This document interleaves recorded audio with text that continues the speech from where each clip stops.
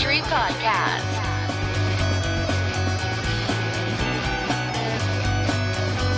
All the latest news, interviews, tips, and techniques from the world of field, 3D, and target archery.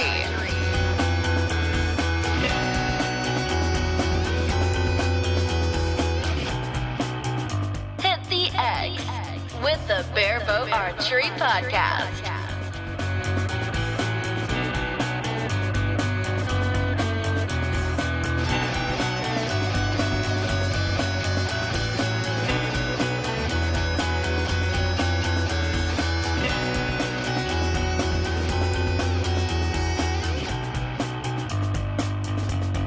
Welcome to the Barebow Archery Podcast. I'm your host, Glenn Pringle, and I'm back with another episode about gear and archery accessory manufacturers that support Barebow and the traditional archery community. On the line, I've got Sid Ball of Border Bows in Scotland, not too far away from the Barebow Archery Podcast HQ. Hi, Sid. How are you? Not too bad, living in strange times, yes. Yes, very strange times. Just straight off the bat, how has kind of COVID-19 and that kind of thing, how has that affected business for you? Well, we're a small family-run company, so basically with my parents being in the office and they're past the UK retirement age, we've basically kicked them straight home, so they're working from home, remote accessing their computers. That was a bit of a culture shock for them. Yeah, I can imagine. Getting folks to handle different social media platforms, WhatsApp and stuff, trying to get conversations going with the guys in the workshop. That's been quite funny at times. But we're trying to run a super bare bones company, just getting stuff out the door. We're basically running to one guy per room. We've got 3 rooms, so we've only got 3 guys, and that's it. That's all. So we've got little quarantines between the rooms so that we don't really pass each other. Just trying to get the bare minimum, trying to keep the company ticking over, trying to keep the urgent stuff flowing through the door. Yes. Yeah. I think that's, like all companies are trying their best at the moment. Yeah, and it must slow things down both within your own company and stuff coming in, materials coming in and accessories coming in, and then stuff within the company, within the building, and then going out as well. Absolute bedlam in terms of trying to organise the paperwork. For example, you've got an office that's 30, 40 miles away, doing all of your paperwork, trying to handle everything, but all the paperwork's all been printed out in an office that's 30 miles away from them. They can't see what's going on with you. You can't really see what's going on with them. So it takes frequent little phone calls to try and catch up with the error in text-based communications, because it's just chaos at the moment. Yeah, I can imagine. We're getting there. We've been shipping about half of what we usually ship at the moment. So we're doing not too bad. Are the customers being patient, and do they understand that, you know, it's just Truly. As hard for you as it is for them? Yeah. What we've noticed is there's been quite a hard push on stock. I think people are, because they're stuck in their houses, in their gardens. I think they're looking for a more instant purchase. And also some people are thinking ahead and putting orders in right up front, because they know it's going to take a little bit of time for all this to get up and running. So they're looking for something mid to late summer. So yeah, we're getting a real mix, but it's not the usual. It's not the usual inquiries, not the usual questions that we're getting. But people are being very, very accommodating. We're getting quite a few cancellations as well. People who don't know if they've got a job next week. They've placed an order. Of course, you've got to be understanding. That would be absolutely horrendous to not be understanding if somebody's looking to be losing their jobs because their company might be in the firing line. You know, if you're in the restaurant trade, if you're in the hotel trade, you're getting absolutely bashed right now. It's not a pleasant place to be. Yeah, I can understand that people are cancelling. Just the day before everything got shut down, I went to my local archery shop and he was busy like putting kits together because people had decided to shoot in their garden. Now there's a big debate about like people shooting in the garden, and I understand where some people are coming from. People can if they do a proper risk assessment and there's no chance that an arrow is going to go onto a neighbour's property and things like that. But there again, there's no reason to shoot 18 metres or 20 yards. I can shoot about 23 metres in my garden, but I actually shoot 1 metre because I know that the arrow's not going to go anywhere and it's inside a shed. We've got 2 customers at the moment that are currently just going through target panic drills. They're not actually shooting. They're just going through drills trying to handle the target panic, just doing the mental side of things. Yeah. So I think right now is a fantastic opportunity. Oh yeah, for definite. For people to step out the annual routine of shooting. Yeah. And just take some time out and sort the head out and just concentrate on certain aspects of their shooting that they wouldn't be able to because they're too busy concentrating on trying to get a score. I think we've all been given a fantastic opportunity. If you've got the right mindset to be able to grasp these 3 weeks that we've been given, and I think it might continue on, to step away from your hamster on the wheel scenario, where you're just plodding on. I think if you look at this correctly, you could look at it as a chance to sit back and do some gym work, look after your shoulders, get some stretching done, because you're not able to shoot in your garden. Yeah, funny you should say that. Jake Kaminsky posted a video the other day basically saying, you've got free pass to fix all of the archery problems you've ever had. I haven't seen that one. I'll have to go and look for it because, yes, I totally agree. It's when you see customers that are going out and posting on social media that this is what a fantastic opportunity you've just been given, and suddenly, blow the doors off, stop what you're thinking and recalibrate. Don't think that this for your archery. Don't think of it as such a negative. Think of it as a positive that you can properly sort things out because. There are no competitions now till after August. Yeah, exactly. So this can be purely selfish and get yourself sorted out. Yeah. That's a great chance. Yeah, exactly. Yeah, I echo 100% what you said there.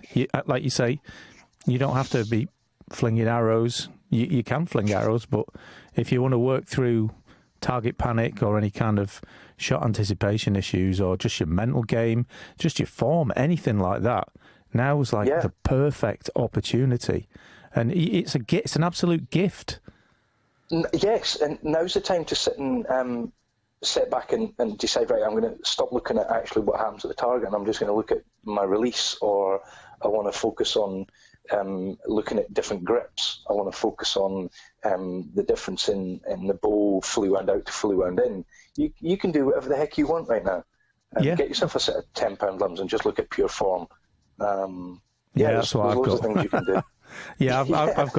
I've got some very cheap and cheerful 20-pound limbs just because I spent a fair amount just before all the lockdown. I spent a fair amount of time just going from hotel to hotel to hotel every week. Sometimes I had three different hotels in a week, and I couldn't take my bow because I was working. We had kit limitations on flights and transport, so it was just stretch band work. 3 weeks of nothing but stretch band work in front of a mirror. Fortunately, most of these rooms had a full-length mirror, so that was a bit of a boon because I don't have one at home. So it was like just half an hour in the morning, an hour before I go to bed every day because there's nothing else to do. You've just reminded me of a guy when, as a family, when we lived out in Spain. When I was a kid, this is what mid to late 80s. We had a family friend who was into shooting, switching between recurve and compound. He was a air steward, and he used to pack his bow away. What he'd done is he'd made takedown arrows, and he managed to pack it all into his little luggage, and he would shoot in the hotel room and do form work in the hotel room. Cool. not that I'm condoning this kind of behaviour, but yes, when needs must, you can do quite a lot. Yeah, yes. Yeah. I mean, last year I was on the road for a month at a time. So, Ouch. And that's like just towards the end of outdoor season in the run up to indoor, and we had various problems where we lost both the two clubs. I'm a first claim member in one club and a second claim in another. We lost our first claim venue for nearly 3 months, and we lost our second claim venue. So coming off the back of a month on the road without any shooting at all, tell a lie, I did take my bow, and I think I went to Bow Sports and did a session I had 40 minutes in between jobs, and then probably the same at Quick. So I shot twice in the space of a month. Sounds like sore shoulders. Yeah, well, saying that, I had been doing a lot of stretch band work every day, so an hour and a half a day. But I was only shooting a low poundage. I only took the 30-pound limbs, so it wasn't too bad. But yeah, not ideal. Yeah. No, because your archery fitness really does dictate how much enjoyment you get from it. Oh yes. yeah, definitely. So, Sid, this is a little feature about the small companies that have supported kind of barebow traditional archery. So, just tell us a bit about Border and where you're located and what kind of services you've got there. Right. Well, we're a small manufacturer. The company's been running since 1940, so we're actually one of the older companies in the world making bows. The company's been through several different hands. It's had various different names: Royal Scots Bows, Kings of Kelso, Border Bows, Border Archery. It's been registered as Border Archery since I think it's 72, 74. And it's been in various different locations. It's got some names to it that have worked for various different manufacturers over the time. George Burney being one example, who eventually moved over to the States and worked for many different companies over there. The company's done quite a lot of things over the years. We've gone from big, huge 36-inch risers in one-piece recurves. We've done crossbows, wooden crossbows. We've held flight records. We've done a lot of different things as a company, all purely looking at bow design. My parents took the company on in 97, and from 97 to 2005, we started looking at the idea of manufacturing our own composites. And from manufacturing our own composites, we ended up being able to break away from the standard rule of thumb, which is the size of the recurves that are available. In 1999, we put the crossweave carbon at 45 degrees into the limb, stabilised the limb. We got recognition from Win and Win for that one in 2003. And from there, in busting the paradigms of what a traditional bow can be, we've not really looked back. At the time when my parents took the company on, there was 3 guys making the bows, and there's now, I think there's currently about 13 of us. Oh, that's good. That's good.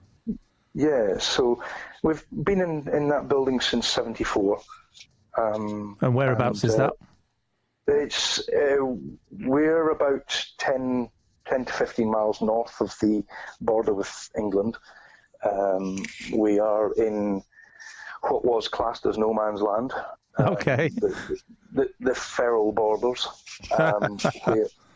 where the gentry would get paid handsomely for stealing cattle, etc., from north of the border and from south of the border as a method of weakening the other half.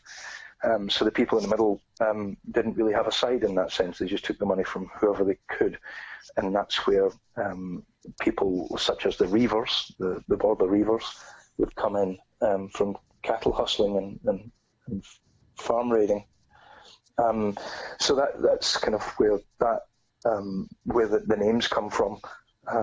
It's all through that sort of historical past. We've now got the one-piece recurve that we had called the Reaver became the Moss Trooper, which was a progression of what was the Border Reaver, which then found throughout Scotland all the way up to the Highlands, which was the Moss Trooper, which is the same kind of lifestyle as the legislations changed and the nobility changed. Then these people got to seek their rewards through less legitimate means.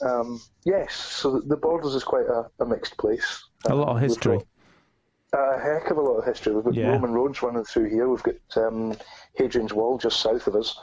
So yeah, there's a lot here. Apparently one of the local towns is still at war with Russia. Berwick-upon-Tweed. Oh yeah. When it was its own principality. But yeah, since it got taken over by Britain, I think that's been superseded. Yeah. I'm not that far away. I'm probably about 60 miles from where you are. So, all right, okay. Yeah, I'm right on the coast. So currently enjoying, well, not right this minute because it's dark, but currently enjoying quite some decent weather to be cooped up on lockdown. You'll fully appreciate then the number of castles we've got round here because of this state of play. Yeah. I mean, we've got just at the kind of north end of the town that I'm in, we've got the Roman ruins just on the other side of the river, and a few miles inland, we've got this kind of start of Hadrian's Wall as well. If you go down to Bamborough Castle, you've got Lindisfarne, and then coming all the way up through the Tweed Valley here, you've got the St Cuthbert's Way, which is quite a longish walk, where you get to go through a lot of the abbeys, etc., through the borders here. But it was St Cuthbert, I believe, that was instrumental in the starting of the teaching of the reading and writing to the population. All right. It's kind of where education for the population kind of started, from what I've read. I might be wrong, but yeah, something to do with St Cuthbert and how the money that was focused in this region was passed through the hands. Yes, it's an interesting region, that's for sure. Yeah, definitely. Bamborough Castle, I had the misfortune of hanging down the side of Bamborough Castle on the castle walls for about 2 hours whilst I was working, which was a very interesting job, and my legs went to sleep. But moving swiftly on. Yeah. So I see that the border bows, the border limbs, the risers have got quite a decent following over in the US, because there's a lot of single string hunters over there, and now, do they order custom stuff, or are they kind of just buying that retail, like kind of off the peg, so to speak? Yes, I think it's probably the only answer to that one. It's a complicated situation, because when we went for a pure carbon limb in 2007, we ended up coming across the problem of you can't have a nice fancy wood veneer underneath carbon, because carbon comes in black or black. Yeah. So we ended up having to lose the idea of the veneers, and that means that you end up with a bit more of a standard stock item, rather than something where by the time you've got 3 different lengths, 3 different limb models with 2 different cores, and then 12 veneers, the permutations of that are absolutely huge. So you do end up having to make them custom. And when you're making them out of glass fibre, you can thin off the glass a little bit and shift 5 pounds of draw weight. Yeah. When you're making a glass limb. But when you go for a carbon fibre limb, especially when you put the cross weave at 45 degrees, when you put that on the outside of the limb, you can't rub that face down, because you're not losing any draw weight. You only lose torsional stability. So we've ended up having to really control our tolerances and go through this massive tightening process of what we're doing, because we don't get that freedom of having 35, 40 thou glass to play with. And that's basically meant that we've ended up with a lot of stock because we have to hold a tight tolerance in the width. So that means that we've able to fit into the off-the-peg shelf type idea. Right, okay. But at the same time, we've also got the risers where you can go pretty much mad on them because they're still carved by hand. I mean, they're not done by CNC, which means if you send us a handle in and you say you want that grip on it, we can put that grip on that handle. There seems to be quite a following in terms of string walking. Yeah, so, and some of the hunters are doing what they call a fixed crawl. Yep, I've seen that, yep. Yeah, so they know that they're shooting between 8 and 15 yards or 8 and 20. So the actual the over and under, the height drop's not that significant. So a fixed crawl can work quite well. In fact, it can work really well for that. Whereas if you're looking at European field archery, then you're looking at 8 yards out to 60. So that changes things. But when you're not running with CNC, what you can start doing is a custom sight window. Where you can set up the distance between your anchor and your eye. That gives you a parallel vision to your arrow. So you can set that up so that you're working off the top of the window. That distance is cut. That the distance between the knock and your eye can be cut in the window, and you can use the top of the window as your bunny shot, your short, 12-yard or 15-yard shot, whatever you're set it up as. Okay. And then what you can do is you can then set the point on for whatever distance you want the point on to be, because the top of the window is irrelevant to the bottom.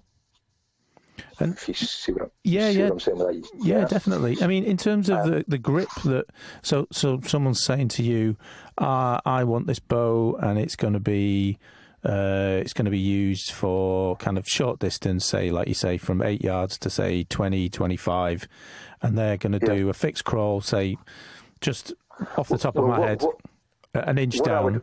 What would you recommend for like kind of grip dimensions and stuff like that? A low grip, a medium grip, or the grip doesn't really hugely matter in that respect, as in it's to do with your personal preference. Okay.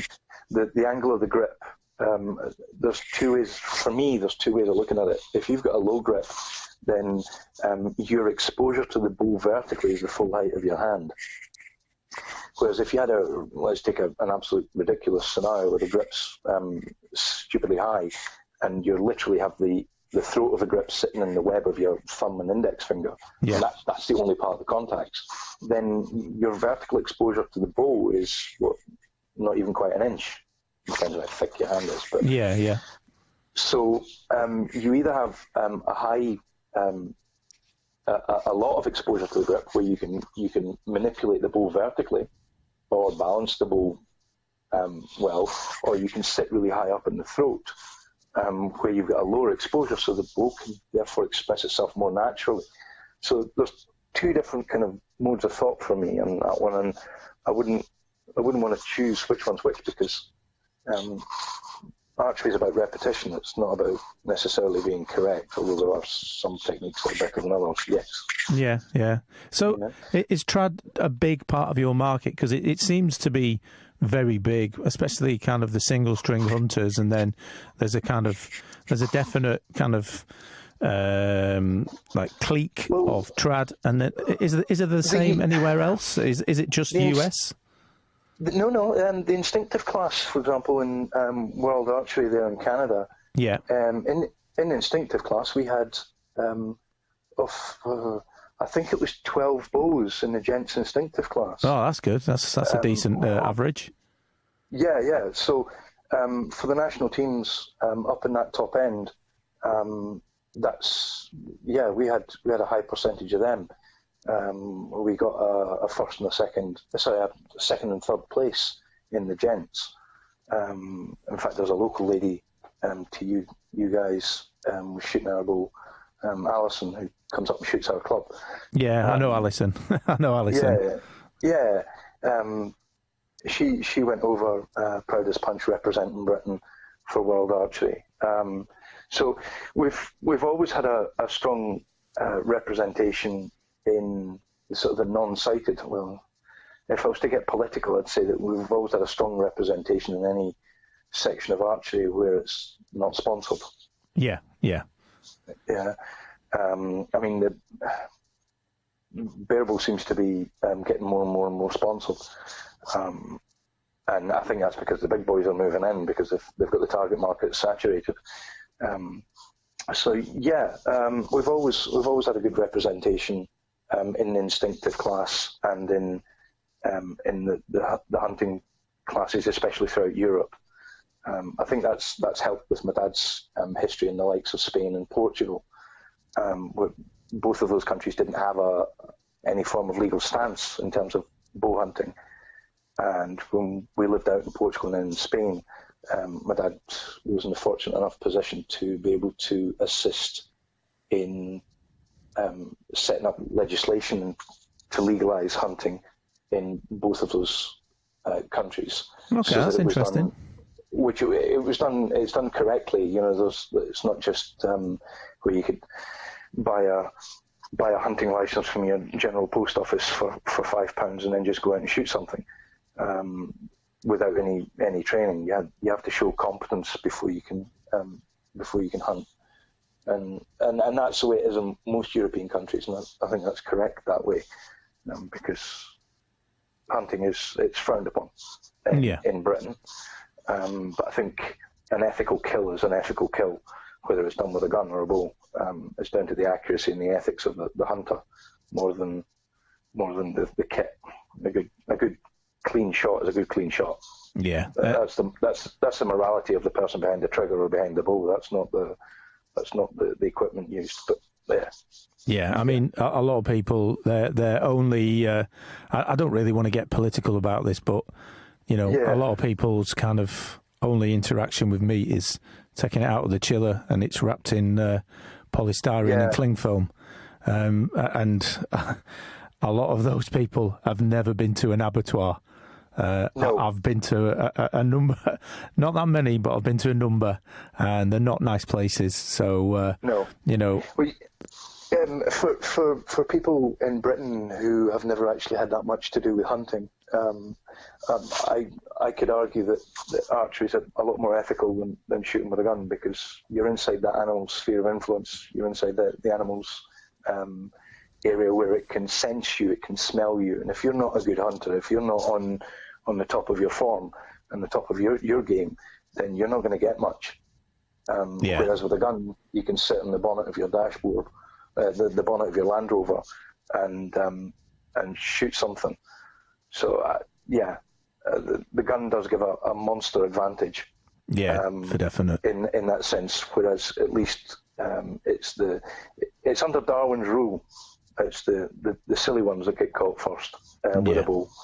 It's so for that reason it could be seen as more ethical. But so back to us selling bows. I think we get chosen for various different reasons. Our bows are pretty quick. They pack quite a punch. The Covert Hunter, for example, stores about 30% more stored energy than pretty much anything else in the market.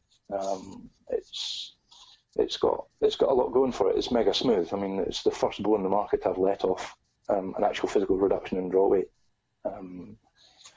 where your holding weight is less than the peak. So that alone just boosts the power. The smoothness at the back end means you had to gain it at the front. So you can drop your draw weight considerably and still have the hitting power at the far end. And that's good for your. That's good for your body, your shoulders, your joints, longevity control. as well. It's good for control. Yeah, exactly. Another one. If you've dropped 5 to 6 pounds and you're still hitting harder, if you've dropped those 5 or 6 pounds and you pull back, and you've been, let's for example say you've been up a tree stand and you're cold, and you've got a jacket on and you're wearing quite a lot of clothes and your muscles are cold, you might not get to full expansion. Now, what we've discovered is that a lot of our customers are actually gaining up to about half an inch, 3/4 inch in draw length, simply because they're not hitting stack. So that gives you extra energy. But imagine if you're up a tree stand, you're cold, and it's a kind of an awkward shot, and you don't come to full draw, and therefore your shot drops low, well, you'd be able to get the bow back easier because you're not fighting the stack, you're only fighting your clothes. Yeah. You're also not fighting that extra 5 pounds of draw weight that you don't want to be fighting. So it comes with a whole pile of little subtle advantages. And the bow's also nearly 2 bow lengths shorter when it's at bracing height, so it's easier to get through the woods. Yeah. Because those big hooks are fully curled right round. And in the UK, I suspect that, do a lot of people who shoot NFAS shoot your bows? Is that would that be the prime market in the UK? The UK, yeah, we seem to sell quite a few bows into the UK, but we tend to sell a lot more into Europe, where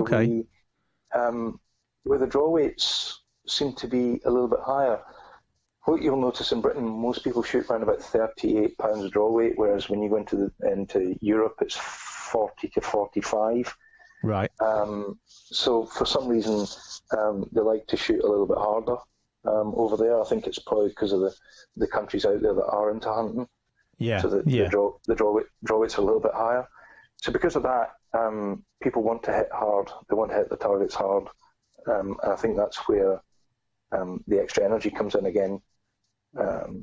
We've also had a good dealer network, very supportive dealer network over in Europe for quite some time. So that helps. In the last 5 years, we kind of cut that dealer network back a bit. We're now looking at one dealer per country where they don't speak English. Okay. And that covert hunter, I mean, I've seen Alison with that one. That's Alison Kelly, who shot in the WA instinctive class.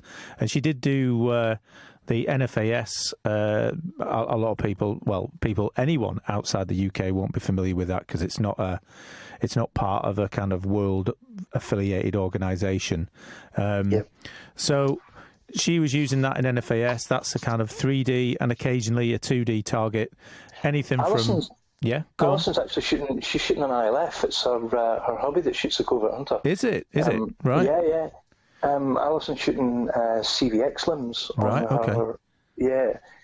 She came in wanting something that she could understand in terms of string walking. Yeah. Although she shot an instinctive class, but she wanted to play with string walking, so that's where we went down the CVX route. Right. Okay. Yeah.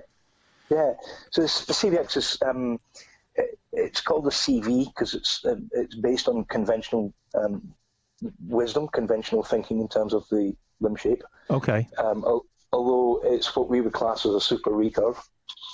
A super recurves are kind of a concept. If you've got a longbow, American flatbow in Britain, but we'll stick with longbow. If you've got the likes of a longbow, then you've got a reflex deflex, and then you've got a hybrid. And what that is various degrees of shape to the limb. Yeah. So a longbow could be anything like a Howard Hill style bow, just flat limbs, and it just creates a straight D.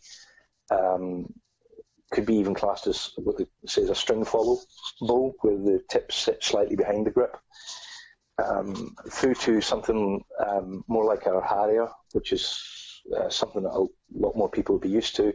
The reflex deflex, where the grip sits forward, the limbs, where they dip down, the tips then come forward again. So it's a bit of a kind of a bird shape bow. All right. And then once it's strung, the bow then creates a kind of a continuous D. That would be what you class as reflex deflex. All right, yeah. That, when it's more pronounced, and even at bracing height, the limbs still have that bit of a reverse flick to them, then that would be classed as a hybrid. Right. So if you've got those small, subtle changes, when a recurve becomes too big to be stable, too big to be shootable in terms of an accuracy point of view, and you have to start adding some form of enhanced torsional stability to stop that recurve flopping around, that's when it becomes a super recurve. And that's a new genre of bow that basically started in 2000, 2001, but the term only really came about in 2010. It came about on two different forums. One was Archery Interchange UK, the other one was Trad Talk. Okay. They were taking part in discussions. Yeah.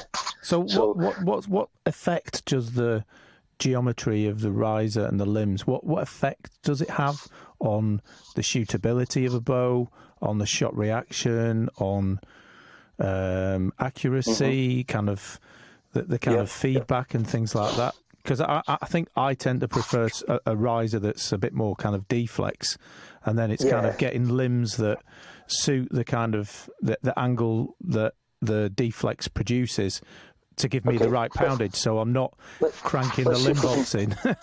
Yeah, let's see if we can bash that one out a little. Yeah, that'd be good. Basically, if you were to take the point, and one of the reasons why you don't really want your limb bolts buried below, if you're short on speed, it's something you'll have to do. Yeah, pound for pound, for exactly the same draw weight, actually on your fingers, when the bolts are wound in, the bow's faster. Yeah. Yeah, but when the bolts are wound out, what will happen is the fade-outs sink back. And what you end up with, essentially, the fade-out is the non-moving part of the limb butt. Yeah. Well, when you wind the bolts out, they dip back. And what you end up with, essentially, is more deflex. Okay, yeah. Yeah, so the bow ends up a little bit more stable. What you end up having to do is run a little bit of a higher bracing height as well to get that total limb movement to come from its unbraced position to its braced position. So if the tips come back an inch, say, for example, then you'd have to almost add that inch onto the bracing height. Yeah. Would this be a true statement? I mean, I've seen this in some books and on some forums that when the manufacturer quotes, say for a 25-inch barebow riser, they're quoting your bracing heights from like 7 3/4 inches to 8 3/4, and then another manufacturer's quoting from 8 3/4 up to 9 1/2. The kind of geometry of the riser must be inherently different for those brace heights. Is that correct or is that incorrect? Yes and no. It's a combination of limbs and riser, but it's mostly in the limbs. Okay. I'll get to that. I'll get to that in a minute. If you've got more deflex in the bow, imagine when you go and release the arrow, the string comes out to the side. It comes away from your fingers, right, to the left if you're a right-handed archer. Yeah. What then happens is you've got to imagine that in a longbow, the string gets pulled forward by the limb because the tip is behind the energy of the limb tip. It's bent backwards. But on a recurve, the limb tip is pointing forwards. So the limb actually pushes the tip forward. Now, what will happen when the limb pushes the tip forward is the string is attached to the tip, so the string acts as resistance. So because the string's not perfectly behind the limb tip, as it's being pushed forward, will try and jackknife. For exactly the same reason why you can't push a caravan, but you can pull it. Right? A longbow will pull the string, so it's inherently stable, but because the recurve points forward, it'll try and jackknife. Okay. Yeah? So what then happens is that jackknife then meets the natural torsional stability in the limb, and that's why the recurve doesn't point too far forward. You don't want too much leverage on that jackknife so that it does actually end up turning into a pretzel. You don't want that. So what you end up having to do is make the limb wider so that it's torsionally more stable so that it can catch that. And that twist comes through the limb and then sits onto the limb butt and tries to torque the riser. Yeah? Yeah. So if the grip is in line with that torque, vertically straight down, then the bow will want to try and torque in your hand through that shot. Yeah, right? Okay, yeah. So with a target bow, you'd stick a great big long rod on there, and that long rod will then try and twist left and right, which obviously because there's a mass at a distance, that doesn't happen. Yeah, there's like a reaction against it. So you end up with a really solid launch platform. Yeah, I can see that. Yeah, I can see the reasoning behind that. Yeah. So if you then go and there's an argument to say that target archers benefit from torsional enhanced limbs a little bit more than barebow, because if you've increased the torsional resistance on the limb, then the limb tip is not going to move left and right, which means it's going to then ask more of the limb butt location for the left and right, which means it's going to try and torque the riser more, so the stabilizer will catch that. Right, yeah. Yeah, but when you're shooting barebow, the biggest advantage you can give yourself is by moving the grip forward, so that the torque tries to move the grip left and right, which you can't really do. It's not a rotation in your hand, which your skin can accommodate. It's actually a physical movement of your hand. Yeah, yeah. So that's why deflex is good. Is there a point where deflex is bad? Yes. If you move the grip further and further forward, you end up with the bow part moves closer and closer to you. Yeah, obviously, yeah. I can understand that, yeah. Yeah, so what you end up with is shorter and shorter power strokes, so that's why the bow becomes slower. Right, yeah. So if the bow becomes too slow, then you end up with accuracy problems, because you're having to lob arrows in absolute horrendous angles, etc. Yeah.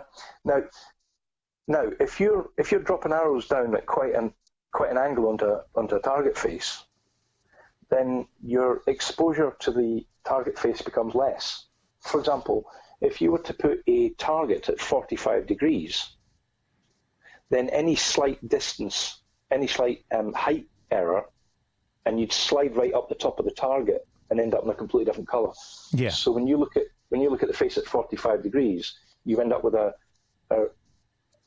little short oval target. It's quite wide, but it's not very tall. Yeah, yeah. So if you're dropping arrows in at a 45-degree angle because you're having to lob them in like you're a ballista, then that becomes a problem as well. Especially, unmarked. If you're shooting unmarked and you've got a very, very slow bow, unless you're an absolute demon at distance judgment. Yes, speed does help. There's a lot going on with archery. It's there's a lot to try and get right.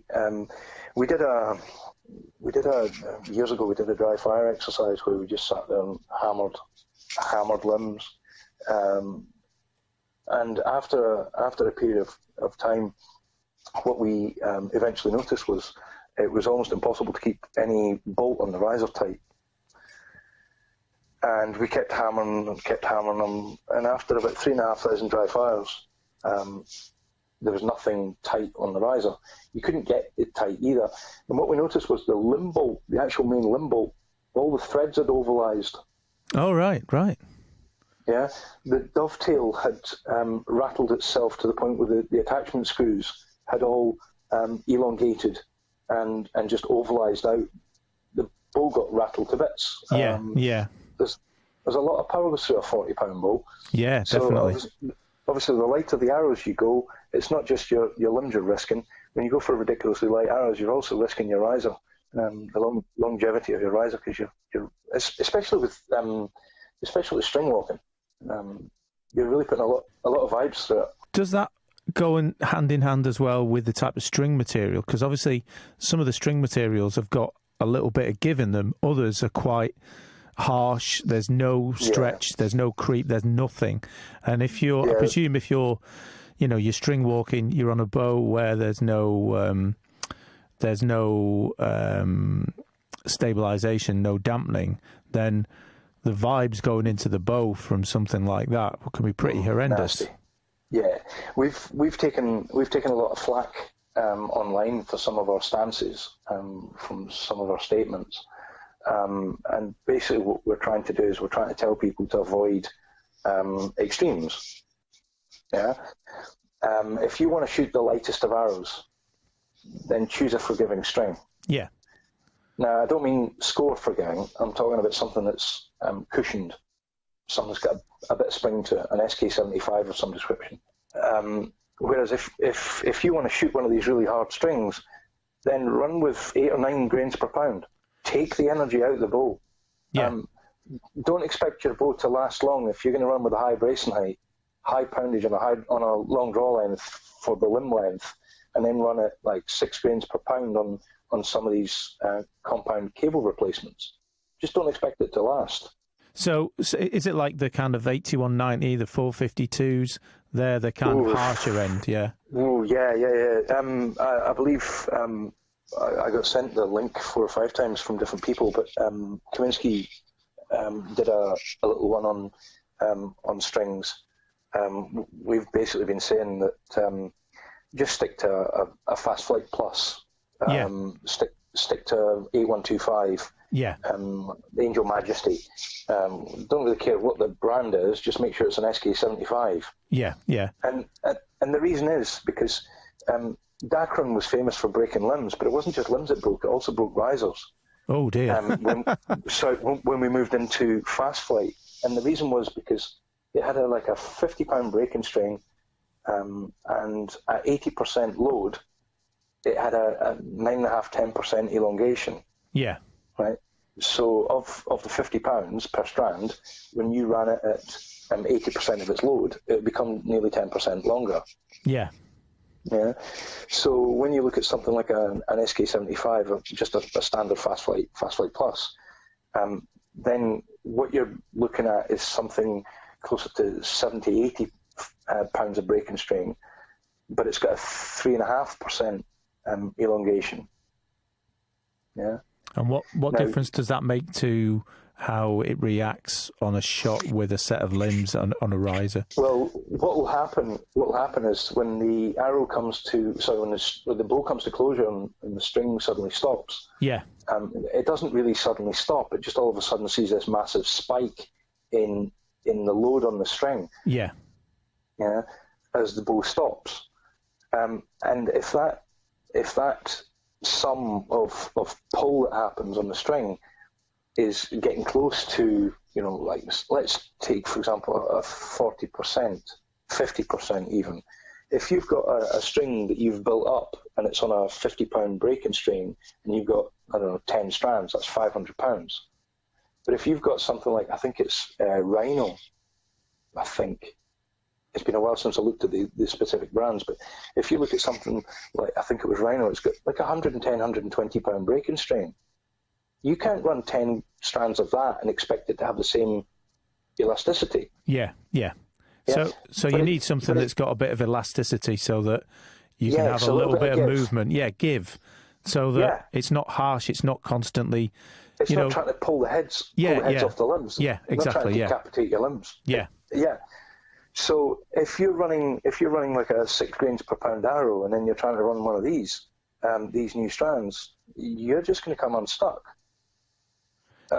It just happens, and we keep on trying to say that's the case. Now we've met a lot of flack online, but we've been experiencing a higher failure rate with these strings.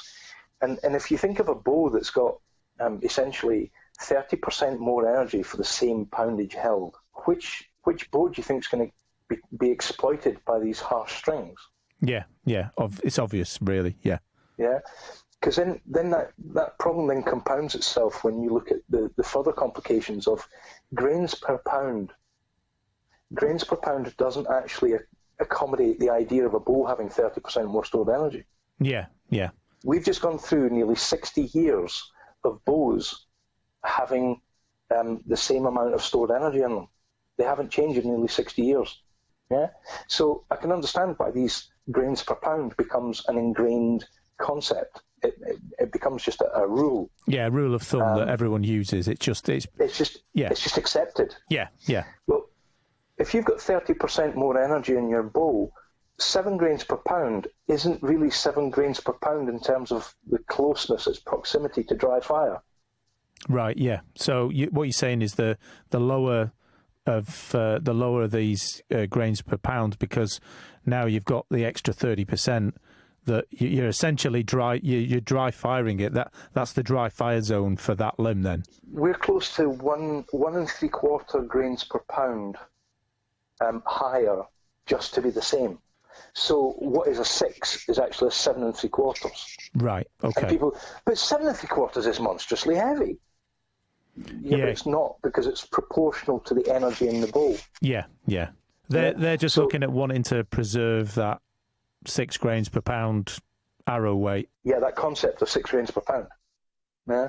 Now, the madness seems to come round when you think that if a bow shoots at about 210 feet per second, it seems to be able to survive for a long period of time. Right. Okay. Yeah? That seems to be kind of the top end for a decent longevity. It doesn't really matter what the grains per pound is. It's to do with the speed and the deceleration that the limb has to go through to accommodate that 210 feet per second speed. Anything less than that, and you're just more and more into safe territory. Yeah. Guys are chasing 240, 250 feet per second. Wow. Your bow's not going to last. Yeah. That's not necessarily the manufacturer's fault. I switched back to a fast flight string recently. I did watch Jake's little presentation that he did. He does some really good little technical videos if anyone's interested. Jake Kaminsky, just you Google it and have a look on YouTube as well. But yeah, I mean, I'd tried now fast flight. Now that he's independent, he gets to see a lot more than he could when he was signed up. I tried the fast flight. It does make a tremendous difference. Not only just to the feel, but the sound of the bow. The bow sounds quiet. There's no noise. I mean, I've got a Best Zenit with some Winx limbs, and I've been given. Nice riser. Yeah, it's very nice. I've been given an 8190 string, and my God, it's like a cricket bat hitting a street lamp. It's like whack. It really gives you a shock, and I just felt so much vibration from that. And I was like, I went back to 8125, which was better, but I'm probably losing a little bit of speed, but comfort-wise, with have you chronoed it? I've not. I would do, except the local shop's shut, and they've got the chrono. I think you should. I will do. I definitely. I really don't think it's any more than 2 feet per second. It just feels better. Just feels a lot better. Sounds a lot better. And there are other brands out there that try and suggest that you should go for an SK75 because it does have a better feel. Yeah. That's actually in the company's marketing information. And you've got a Barebow riser. Is it just the one, or do you make a couple of Barebow risers? Well, we've made more than one. Basically, we've all of our metal risers that we've ever had have, well, in more new times, they've all been named after winds. We've had a cyclone and a mistral, and so it seemed kind of logical to have a tempest. The Tempest's the only model that we do at the moment. Okay. It's keeping us busy. It's a full sort of 3D machined riser, not 2.5D. So it's tactile. It feels good. There's bucket loads of deflex in it. Right. It's a front bar riser. Because of the remit that we gave ourselves was quite funky. We wanted a slender grip, nice and slim. We wanted a bow that was stiff enough that you could load up without it having any kind of funny reactions. You could put huge amounts of weight on it, and it wouldn't turn funny. And funny vibes when it gets overloaded. So that meant it needed to have a front bar to stiffen things up. And then also, it could have had a back bar, but for Barebow, that would have given you a real nasty balance issue. Yeah. So if you put the bar on the front, you can get rid of that issue. Now, we put 3 little weights. We call them the mushroom weights. You put 3 of them on the front, and you can accommodate the different mass of limbs that you can put on it.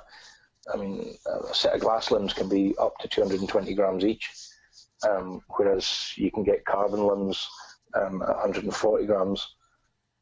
So you need to try and accommodate that rearward weight of the limb. So that's what the brass weights were on the front. The riser, the entire range from the 17 up to the 27 has got exactly the same centre of gravity, which is right smack bang in the palm of your hand. Okay, which means you've got which means you've got full control over where you want that riser to be and go. You can balance it up wherever you want. Whereas a riser that's naturally bottom heavy, you can't really get away from the fact that it's naturally bottom heavy.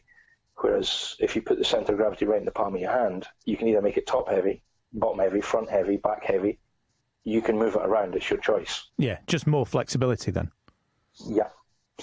And then when we were looking at it, we also did other funky things like the top and bottom stabilizer bushes. They are in line, spot on in line with the center of gravity. So if you put a close-in weight right on that stab bush, then the riser won't try and tilt on you.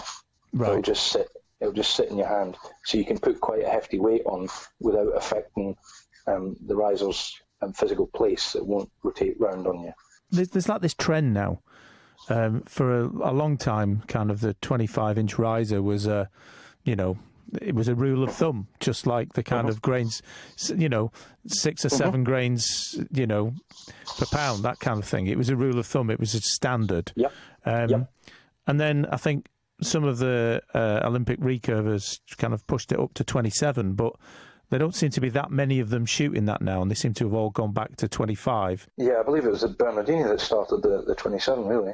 Okay, you can get into the politics as to who exactly did the first 27, but it was the first commercially available. What advantages, what disadvantages going kind of longer and longer? I mean, does it go, can you do 29, 31? Is there an advantage?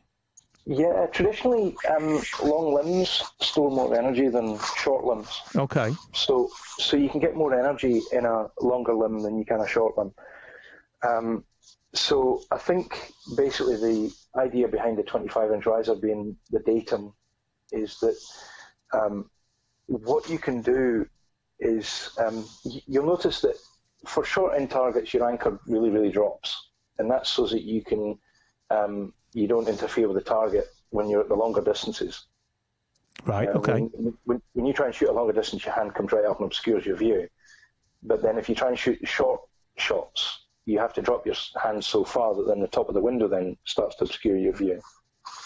So over standard target distances, 18 to 90 meters, you need a window size big enough to accommodate a dropped a platform tab and a low anchor. So that distance from the arrow up to your eye is got to be big enough to be able to fit into the window so that you don't obscure your vision. Right. Okay. At either end of the distance spectrum. So that was the kind of the idea of the window size. Well, the grip has to be somewhere in the middle of the bow, so therefore you need to have the window size on the bottom half of the bow to make the bow symmetrical, to put the grip in the middle, and then you need a couple of pockets. Yeah. Well, that kind of determines that you need a 25-inch riser, because you ask any experienced target archer if they've tried a 23, and they can't really do it. Yeah, it doesn't give you a big enough window. So a 25 seems to be the shortest riser. So the shortest riser that you can get away with for target distances. Then you get the longest limbs possible. Now, what I find bizarre is people like Horace Ford, who shot longbows at target before all sort of target recurves and stuff came along, English longbows. Yeah. He wrote a lot about bow performance. Bear in mind, he didn't have a chronograph. I assume he was just working off of point of aim and where the arrow landed. But what he noticed was that you got the best sort of performance for a 68-inch bow. It's 28 to 29-inch draw length. I find it peculiar we're still actually working to those standards. Yeah. That's a kind of common thing now. It just seems to be that target bows have always been a 66, 68 and a 70. But I do understand the reason behind a 25-inch riser, because of the window size, a little bit of a pocket each end and a grip. It ends up 25 inches. Yeah. And the extra length, what does that give you on the riser? What does that do for the kind of shootability, accuracy, kind of the feel? Well, I think it gives phenomenal advantages, as in we've all got different face shapes. Yeah. Yeah. So if you've got a face shape that doesn't really accommodate a sharper string angle, if you need that wider string angle, then you can still have a short limb, for example, for your short draw, but you can use it on a longer riser to give you the string angle so that you can then get a reference point on your face. Yeah, so you can still run. The longer the limb, the more mass you've got to shift. Right. So although you can store more energy, you've still got more mass to shift.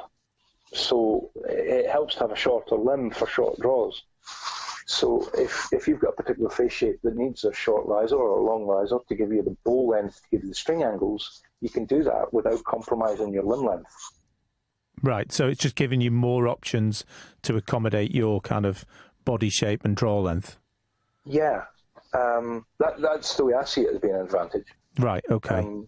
Because other than that, you really want to give the bowyer as much space in the limb to be able to work his magic and get the limb to work for you. Just going back to something, I mean, one thing I kind of tend to look at now is I look at the angle of the limb pocket, the kind of deflex of the bow, and I'm trying to kind of match the limb as it exits the pocket to get a very similar angle to keep that like a nice flowing line. Does that have any effect, or is that kind of a bit of an old wives' tale and I'm kind of barking up the wrong tree? Yes and no. If you get a bow that's too heavily preloaded, you end up with what looks like the double bubble. You've got the bow, the arc that the limbs scribe through, and then you end up with this bump of the riser on the front of it. Yeah, definitely. Yeah. I wish archery was a bit more empirical, a bit more numerical. If you were to take the bow vertically, and you've got it sitting across the way, so the string's sitting left or right of the handle, so you're standing holding the bow like it was a steering wheel, so to speak. You've got the handle in one hand and the string in the other. If you then pinch that string and you try and push the string up and pull it down, what you'll notice is that at different limb shapes, you end up with easier movement or a stiff geometry. So if you wind your limbs in and run with a really high bracing height, you'll notice your vertical stability drops. Right, okay. Obviously not desirable. No, because what that'll do, especially for string walkers, is it'll mean the vibes continue in the bow for longer. Yeah, the oscillations that you get. And you'll notice that when you get those oscillations, your knocking point travels up and down. Whereas when the bow gets tight, when you don't over-egg the preload pudding, then what you end up with is a nice, stable, vertically stable string. And therefore your oscillations drop less, which means that during the shot, your knocking point will be trying to find its natural location faster.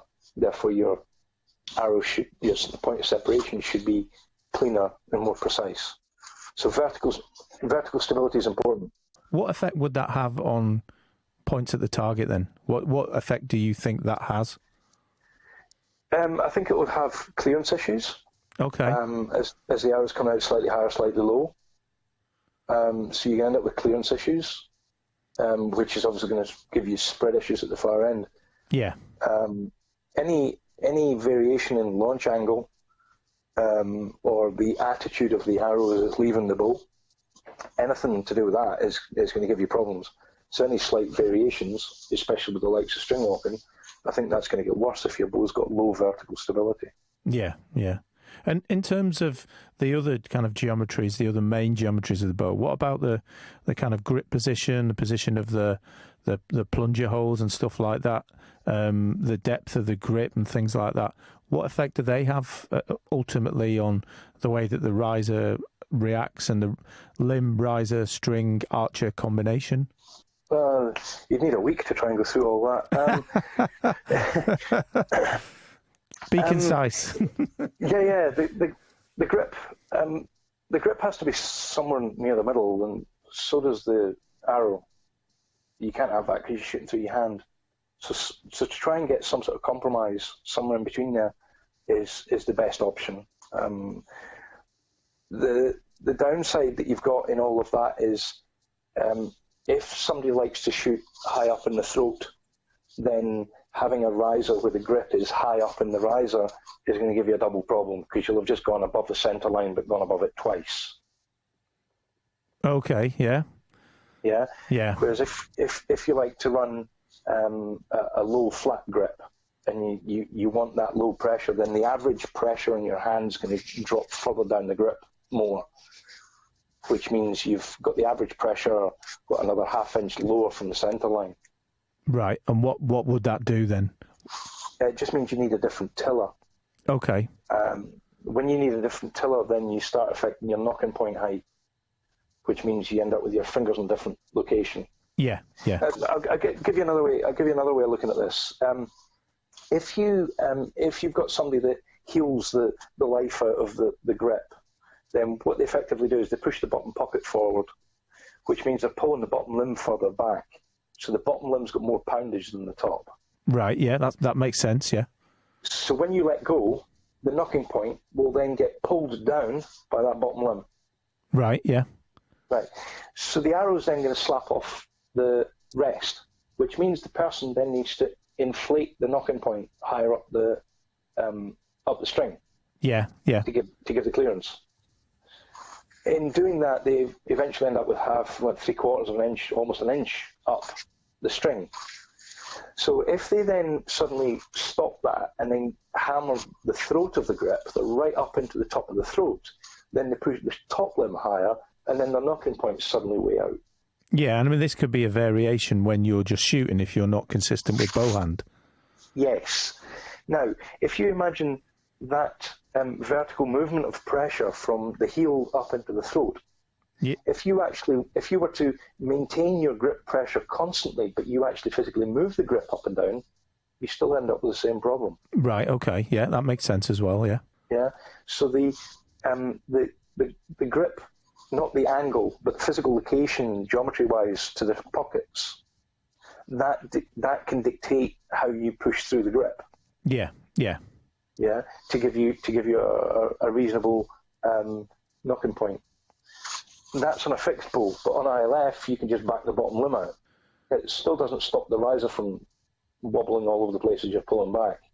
And that's just purely the difference in whether you're heeling the grip or whether you're sticking the kind of web of your hand right up into the throat, and that's just that.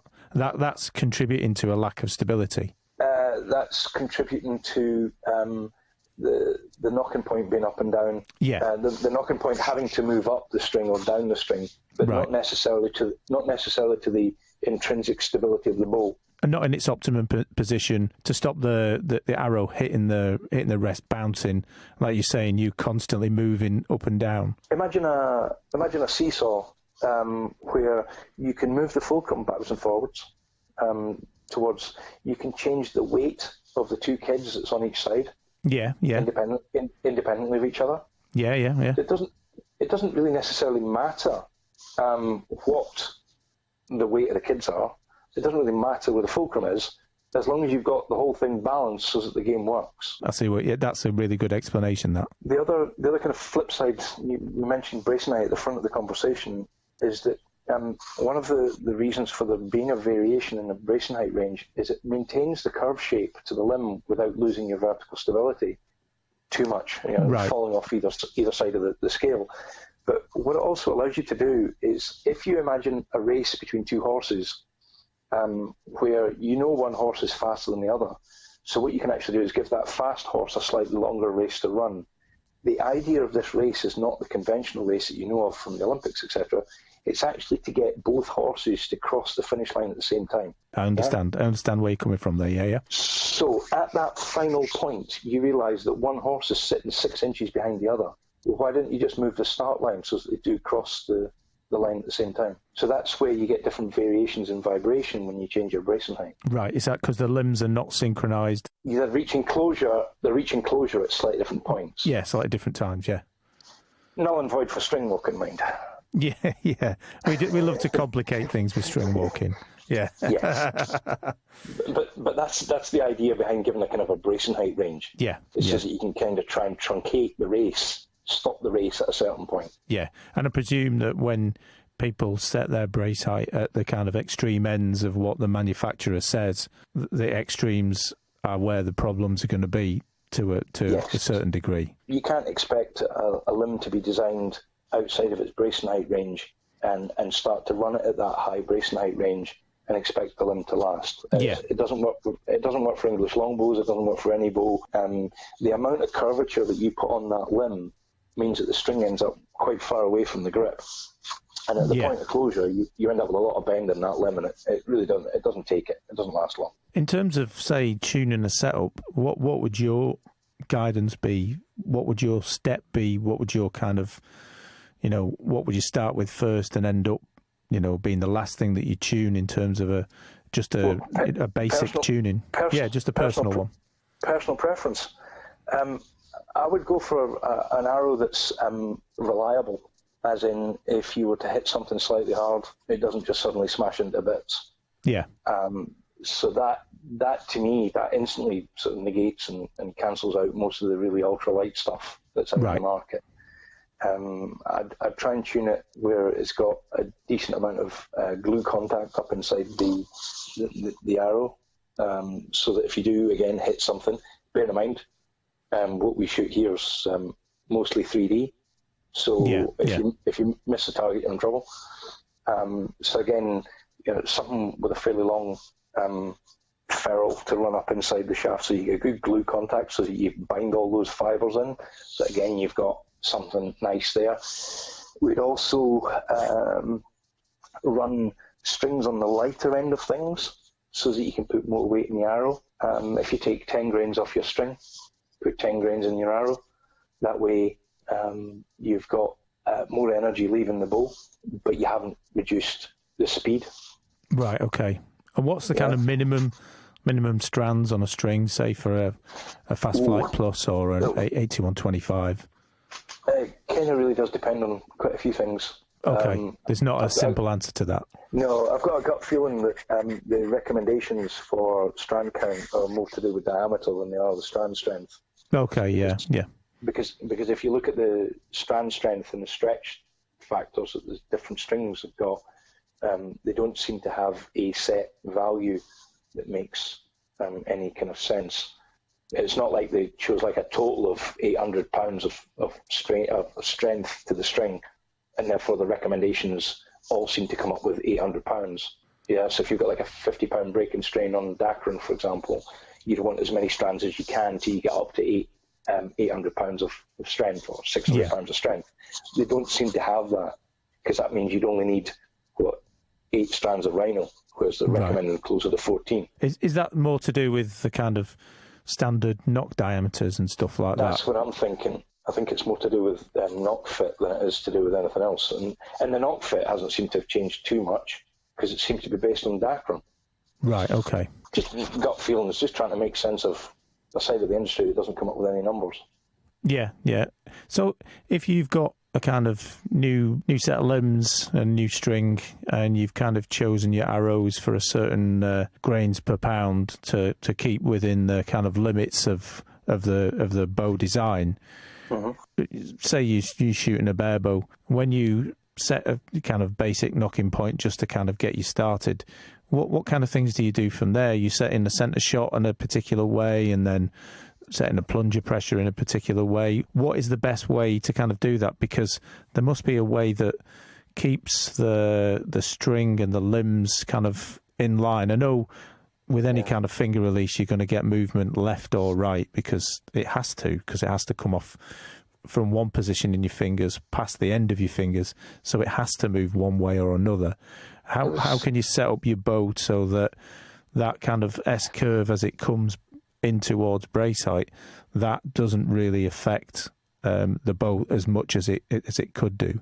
I think as long as you're within the manufacturer's recommendations, you're going to be pretty close to getting an answer that you can read in terms of the charts that say if bear shaft's gone in, pointing left or pointing right, you need to do this, you need to do that, plunger this, do that, Right, for example, if you follow the stiff button approach, you put the piece of wood in the button. I think if you go through any of those kind of processes, starting with what the manufacturer recommends, and then you do good old-fashioned reading of the problem and solving the problems, I don't think you'd be going too far wrong. Yeah. I don't think I can say anything. There is no magic to this. You've got to have good form to be able to tune the bow, and to be able to tune the bow well and learn to get your form correct. It's a cart and horse situation. I always have this disclaimer, is that I am a kind of club level archer. I'm not an elite. I'm not getting paid to do shooting. So these are just my opinions. But if you were shooting a rifle and your flinching, your body movements were so bad that you could never hit the target, what would be the point of taking a couple of clicks off the sight? Yeah. It's not going to help you. Well, a little while ago, and I didn't get much uptake on it. I actually got more interest from America than I did from Britain. But what I said was we should probably do some sort of little active seminar type thing where you go down to a club and you look at bow alignment. Right now, I can't cover all scenarios for bow alignment in a like a 2-page document. Right, it's just bonkers. The permutations, the possibilities, the issues.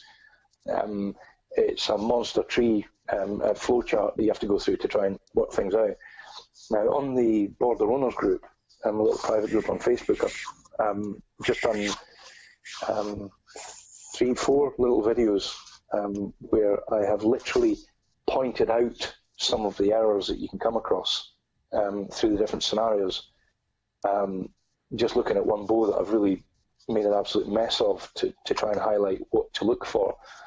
I haven't said how you can fix it, because that's not what... I don't think you can do that. I don't think I can fix all the situations that are out there. What I can do is I can tell you what to look for, and then if you do have a particular problem that you don't know how to get out of, then just ping me a private message and I'll see if I can answer you. Yeah. Bear in mind, this is remote. All internet diagnoses come with a pinch of salt. Yeah. That's like someone saying my arrows are shooting to the left on a forum. What's wrong? It's just like there's like 10,000 really? Answers there. I'm sorry, mate. Yeah, here, have a look at your archery. It's a total subject. Yeah. Whereas I really quite like the idea of going down to a club, introducing bow alignment to them. Everybody's sitting there with their bow, and in groups of 2, and you sit and they look at it and they go, hang on a minute, what's happening here? And that's where you can go in and say, well, what's happening here, everybody, is this, and this, and what's happening with this one's this, and this.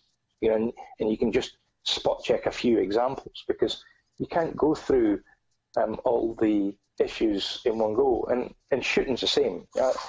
Just to ask for advice on that, it's a big topic. I think get your form sorted out, because you can shoot a twisted bow well if your form's spot on. And then from that spot on form, you can then start learning how to tune the bow. This period of kind of incubation, lockdown, whatever you want to call it, that's been my kind of wake up call. I'd not really videoed myself shooting. I assess myself. I know what I'm doing wrong. If my hand's flying out from my face, I need to work through why it's doing that, what I can do. One of the big things for me was, like, as well as the form, is I was overbowed. It just almost seems like a rite of passage. It's like, let's go and buy a bow that's too heavy for us, and then within about 6 months develop the kind of usual problems that go along with it. So that's the fear of pulling it back. Yes. So I've dropped down and back down to like 30 pounds. The irony is, dropping 2 pounds in bow weight on a conventional bow, 2 pounds in bow weight is about 1 inch in draw length. Yeah, and 1 inch of draw length has more power than 2 pounds of draw weight.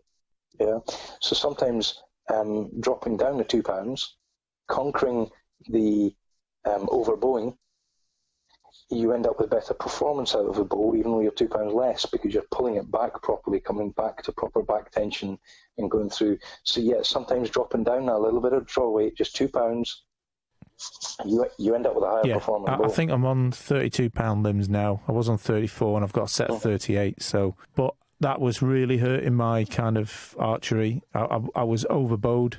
I thought, well, I can pull back like 38, 40, 42 pounds. Of course I can. I'm 6 foot tall. I can do that. I didn't have the conditioning. I didn't have the back tension. I didn't have the back muscles activated. It all went back to form, essentially. Yeah. It was the form that was the problem. Yep. Well, you can shoot a twisted bow. You can shoot a badly set up bow. It's just that when everything is all tuned and all the bell curves are all working in your favour and you're not falling off the side of one of them, that's when everything gets a little bit easier on you. And I think you're able to spot some of your mistakes a little bit better when you're in tune with yourself and you're in tune with your bow. And that's just experience. That just takes time. For me, like knowing that it was a problem, but ignoring it for so long, it's a man thing for once. I've got a problem. I'm just going to ignore it because it'll go away. No, it won't. Muscle your way through it. And all it took was just me to kind of stick the camera up. I bought a new phone which had a brilliant 4K camera on it. Stuck that up, put it on the stand, just watched the footage, and I was like, this is horrible. This is absolutely horrible. No wonder I've dropped from a 530 on a WA-18 down to 500. It's just awful. So, yeah. I mean, like you say, if you're one of the top guys, you could pick up a bow that's not particularly well in tune and still shoot lights out with it. You drop points, but, you could still shoot, better scores than most people. But then, like you say, once you get that bow working properly, you kind of, and it would feel better to shoot. Your bow reaction, everything would kind of chime. So, yeah, definitely can see that. And a top quality bow that's well tuned, you've got pride in it. Yeah, definitely, yeah. And holding a bow on the line that you've got pride in is going to make you feel better. Confidence, that helps as well. If you've got confidence in your gear, in your technique, in your training, then you're pretty much there. And unfortunately, it does come back to the Indian and not the bow. Yes. The big boys want to come in now. They want to make, a limb and a riser for everyone. But at the same time as well, the kind of cheaper end of the market, when factories, especially some of the bigger brands, ship their manufacturing out to, the Far East, suddenly very similar products come back at a much reduced price. You've designed limbs, you've taken things away from the ordinary, and I'm sure, people have copied. And we went down the IP path, looking for IP protection, and all in all, I think you end up gaining a little bit more credibility when it starts being adopted by others. Okay, yeah. Than you do if you just sat there on your own. Yeah. Just saying, look at me, look at me, look at me. The running carbon at 45 degrees to the limb to torsionally stabilise it, there isn't a top-end limb out in the market now that doesn't really have that. Yeah. And that was a limb called the XP10 that started that, the cross-ply 10 thou thick XP10.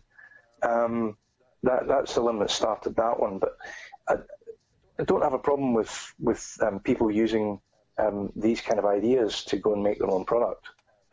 What I find absolutely disgusting is the complete scanned-in copies. Yeah, we'll have all seen the scanned-in copies of certain products out there.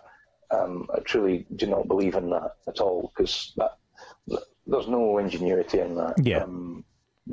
We've got a competitor's model that, it looks like it came off our former. When you get it in your hand, you put it in the former, it looks like it fits our former, like as if we made it. That doesn't impress me at all. Whereas there are other super recurves out in the market, and some of them have been designed by a bowyer who had a different idea to us. Right, yeah. Perfect. Yeah. Brilliant. If you do something that's novel and quite quirky, and it's got some attributes in it, and it inspires me to do something, then that's good for us all. But when somebody comes in and takes literally all of your marketing blurb and just copies it damn near verbatim, then that's not a good move. That's not good for anybody. I don't think that's a good one. And that's not. Right now we've got stereotypes. Those countries where you can go, oh well, that would be them. No, this isn't them. In that case, this is somebody else. So copying's not a race, religion, or creed type situation. It's down to the morals of the person. Especially now after kind of COVID-19, coronavirus, whatever you want to call it, a lot of things have shut down. I mean, Barebow is predominantly, with the late adoption of some of the bigger boys, it is a smaller. I don't really like to use the term cottage industry, but it is more of a niche side of archery. It's a niche, and it's a small, smaller discipline. Yes, and the smaller manufacturers are in there. I mean, how's this going to affect them, do you think, in the long term? I mean, I know the sport of Barebow it seems like it's growing. I've followed a lot of mountain biking, and back in the early 90s, downhill mountain biking really started to take off. And what then happened was the sponsored guys all came in, and then the factory teams started coming in, the trucks started coming in, and then in the last five years, downhill seems to have kind of petered off the edge. It's really not the sport that everybody watches anymore. Yeah. And what then happened was guys with more normal bikes that wanted to take part then got this grassroots movement towards what they call enduro, which is almost downhill, but you've still got to ride up the hill. Okay, yeah. Yeah, you're not just getting a chairlift or a jeep or something to the top and then rattling down. You've got to do some work. Yeah, you've got to get a bit of a puff on. So that ended up a big grassroots movement. It's absolutely massive here in the Tweed Valley. Yeah. But what started to happen is some of the downhillers have moved into that because this is where the money now is. Right. And, well, the grassroots movement gets a little bit cheesed off with these guys that have got their physios and their sports psychologists and their teams, and they don't pay for anything. And if they have any downtime, like injury time, then it all gets looked after, and they've got physios sorting them out, and they've got endless amounts of bikes. It doesn't really matter if they crash. And suddenly your privateer, your weekend warrior, he's left high and dry. He's bored. He's gone home. Now, I think the growth in Barebow has come around because of sponsorship, and I think that problem is now starting to infiltrate Barebow. And what I think's starting to happen is there seems to be a bit of a resurgence of longbows. Yeah, coming around. Yeah. I've seen that. Noticed a lot of the Barebow guys that are just outside of the sponsorship band, that are highly competitive, are all starting to move into longbow. They're trying to get away from that, because what's the point of being a privateer and thinking, I'm in with a chance here, and then the factory bus turns up and out comes all the guys that are on the payroll. You're no longer in the league. You're no longer in the running. So you might as well go. You might as well go and find your fun somewhere else.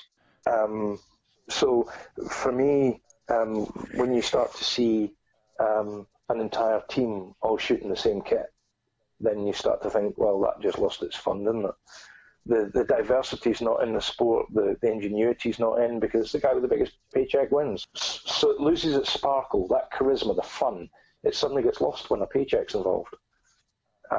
So that's when the sport starts jumping out into another niche area, and that niche then booms because, well, you're busy hammering the faces on the target at this end, and you've got a guy down at the other end who's busy laughing and joking with all his friends. Which way are you going to go? You're going to head towards the guys that are having fun. And if you watch the likes of the Vegas shoots and stuff, you'll watch all the guys that were shooting Barebow were all having all the fun.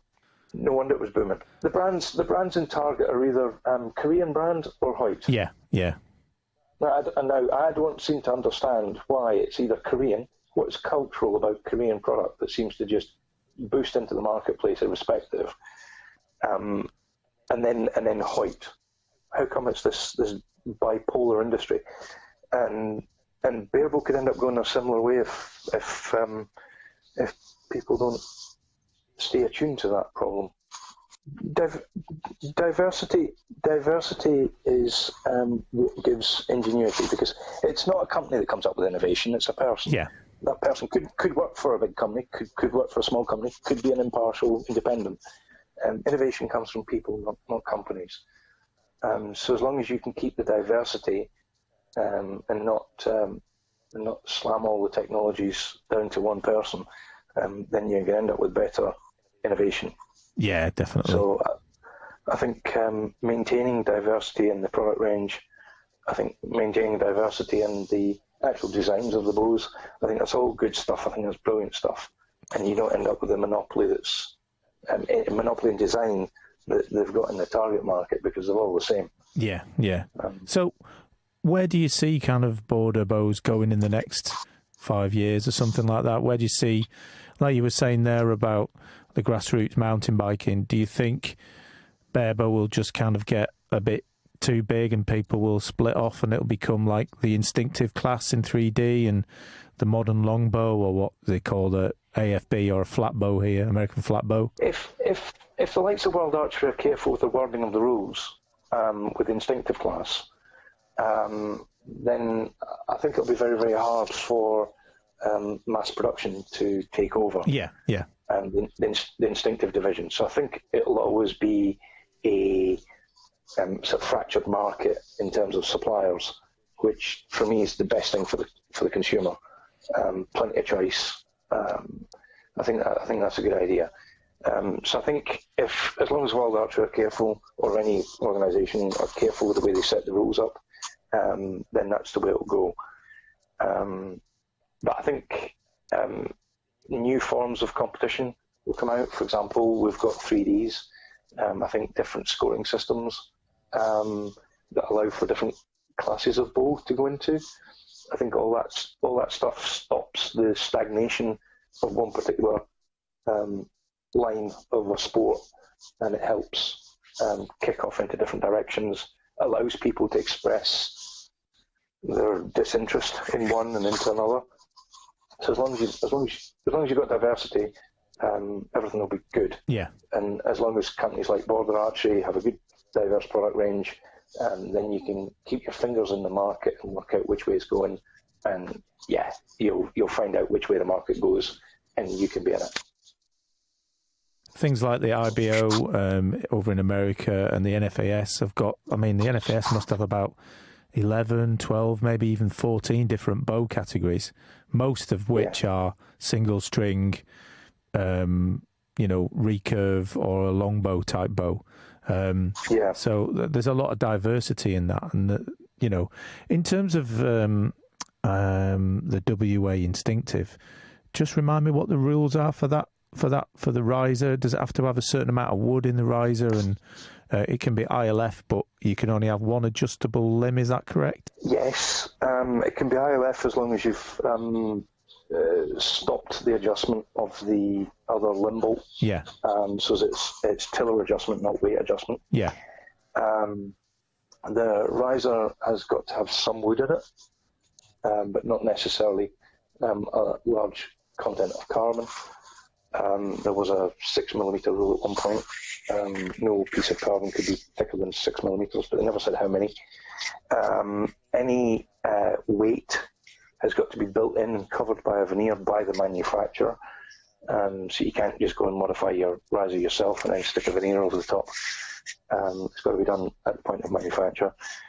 And there was a kind of a rumour going around that it was going to be capped at 23 inches. My point to that was, how do you define riser length? Risers can be any length you want it to be, and you just call it a nominal whatever you want. Yeah. So it was an awkward one. I don't know how you'd try and keep to the term instinctive when you've got ILF bows in there. But yes, they've allowed internal weights as long as they're built in at the point of manufacture and not visible on the outside. But you're allowed phenolic. You're allowed glass fibre, so that'd be 10G or G10, whatever you want to call it. Yeah. Solid block of glass fibre for the riser, as long as it's got some wood content. Is micarta allowed as well? Is that allowed on that? Right, yeah. Micarta's just a brand name. Right. Okay. For phenolic. Okay. Yeah. So it's the same thing as phenolic. Ironically, phenolic is just a generic name for any fibre material that's encased in resin. Right. Okay. It's a bit confusing. Generally it's a cotton or silk or a linen, although you can get it with paper, but as we found out, our own cost paper can crack. Right. Okay. And you just get little hairline cracks. The NFAS, again, for those guys in the UK, it's kind of similar to IBO for you American listeners. And IBO is much closer distance. Yeah, I believe. Yeah. Oh, yeah. It's distance is closer, but in terms of the variation on boat classes, there are a number of boat classes. But they introduced the traditional bow hunter class, which allowed for non-wooden arrows, but with ILF. Too many guys wanted to shoot carbon arrows. Yeah, and that kind of fits nicely with the WA instinctive, because the kind of bow setup and the arrow setup could be very similar, and you could potentially switch between the two. I would hate to write some of these rules and regulations. Yeah, it's got to be a trial. You can't, for example, for some of these hunting class bows, you can't even limit the bow length. You can't cap the bow length at, say, 64 inches, because then the guys with long draws are all penalised. You'd have to do it a percentage of draw length in some way. So you can't stop bow length. You can't really do it by poundage either. I don't know how you'd write these rules. So yeah, commiserations to the guys that got to ponder that one. Yeah, glad it's not me. I wouldn't want to be a referee or a judge at anything. It's just not for me.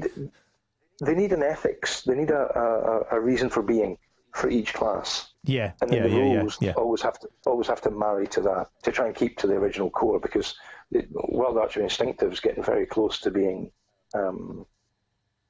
essentially barebow with a wooden riser, shot off the shelf rather than elevated button rest and all that. Yeah. So where do you think that's kind of going to go? I'm going to wrap it up very soon, because I'm looking at the timer on the record. I'm thinking we've been on for a while now, chewing the fat. So ultimately, then the next 5 years with border bows and the kind of progression. What have you got other products in the pipeline, or are you just going to try and ride out this storm of COVID-19 and see where it takes you? We've been doing a hell of a lot of internal rework over the last 4 or 5 years. Basically, we were running hugely of template-driven templates, just sitting drawing bits on wood and stuff. And what we've done is jigged up tremendously and absolutely thrashed the life out of our tolerances. And that's all come about because of the CNC side of things. Right. So we're making all our jigs out of metal now, and they're all CAD drawn. So we're managing to keep backups of the company off-site. We're making some big inroads into running the company in a better way, and those are going to continue for the next 5 years. So I think there's going to be big improvements in the accuracy of the product in terms of what's delivered. I think there'll be tighter tolerances in everything that we do. So I think those are going to be the big differences. Yeah. And do you think, especially with some of the smaller companies that are literally micro companies with maybe 1 or 2 employees, do you think the COVID-19 thing's going to affect them, or do you think archery, that kind of, buying a bow, it's a special purchase? There's a lot more kind of involved in it than just the finance. People want something, so they're prepared to kind of go out on a limb. I think I think my gut feeling is I pretty well hope that the little guys don't suffer. I hope the population at large support the independents, because I think they are the lifeblood of archery in many respects. They supply all the little bits and pieces that just give you that little bit extra personal touch to your kit. I think they need to be supported. I think that's something that's important. Yeah, it's always great, especially with accessories and things like that, that you can contact the manufacturer and have a chat with a guy that actually designs it, or he's involved in the kind of production or the machining or something like that. I think it's a different customer experience than you just go to a authorized dealer, they sell you something, and then it's ta-ta, bye-bye. Come back if there's a warranty issue. So there's a whole different customer service experience with dealing with a smaller company. And then the number of people that come up to us for a visit and they say that they've left with their brains in mush, because we just go through bow design and we hit them like a double barrel shotgun with both of them going off at the same time. And people seem to enjoy it. We get comments 2 or 3 days later from people saying that they've enjoyed their head's been buzzing, they've not been able to stop talking in the 4-hour car journey home, etc. So I think that's the kind of level of experience you get from meeting with a manufacturer rather than meeting in a dealer, because a dealer's got to represent all the brands. Their heart's not as deeply placed into one brand as it would be with a manufacturer.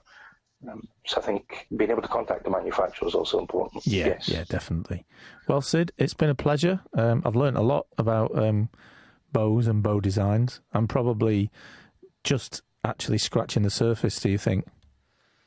Yeah. No, I don't think we could cover it all in one podcast. I did nearly an hour just on bow alignment, because it's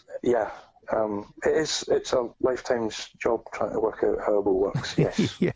I've not got that much of a lifetime left. I'm going to have to get it figured out pretty quick. But thanks very much for coming on, Sid, and I wish you all the best, and Border Bows all the best in the future, especially with what's going on now. So thanks very much for coming on. Likewise, and if you want to come up for a visit, you're more than welcome. Oh, yeah. It's not too far for me. It's not a 4-hour drive, unless I go the wrong way. Brilliant. Cheers, Sid.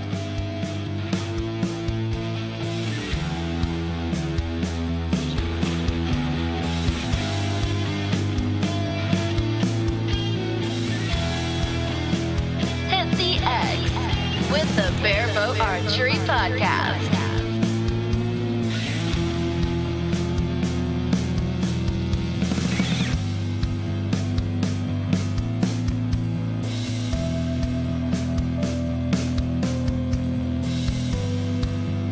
Produced and presented by Glenn Pringle for Redstone Productions Limited.